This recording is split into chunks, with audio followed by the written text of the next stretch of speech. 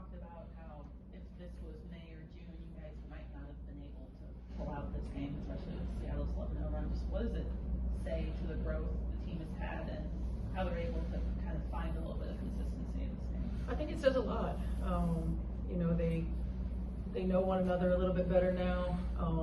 You know, we're maturing in how we handle situations and how we handle runs. You know, we stayed neutral.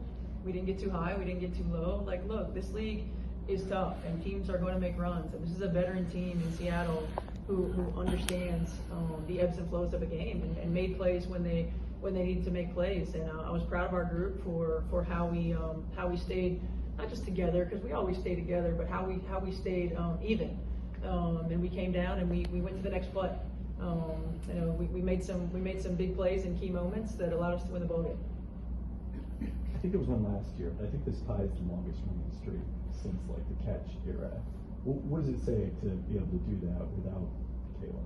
I think it says a lot about this group. I mean, you know, we've got a deep team.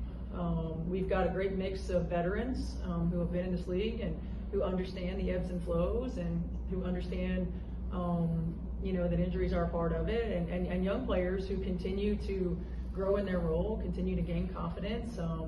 You know, I think I said it early when C was out the very first time. You know, while we don't like it, sometimes it can be a blessing in disguise because everybody else finds themselves, right? And no one is afraid to make the big play, offensively or defensively. And so I think it's just, we got a really good group that's unselfish, that want to win, that play well together and for each other. And when one person doesn't have it, somebody else does. And I think it makes this really, really difficult to scout when that happens. Will you talk about how the team felt Dominique Malongas' presence today? Everything she did doesn't show up on the stat sheet, but would you talk about how you guys felt her presence? Yeah, I mean, you know, certainly she's grown since the last time we played them. You know, her confidence, you know, her sense of urgency might not be the right word, but just demanding the ball, aggressive when she gets it, you know, hunting opportunities to get to her spots, and I think she did a great job of that. You know, she's a tough cover because of her length.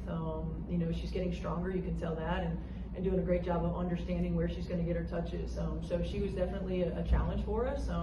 You know, and that's a young player that's just going to continue to grow and continue to get better, and she's going to be a force that's not going to be fun to reckon with throughout the course of her WNBA career. You had a player not similar to Dominique, but Boston, and that took a moment to kind of grow and get her feet under her in the league. Will you talk about Leah Bostons' development for your team and how you see her?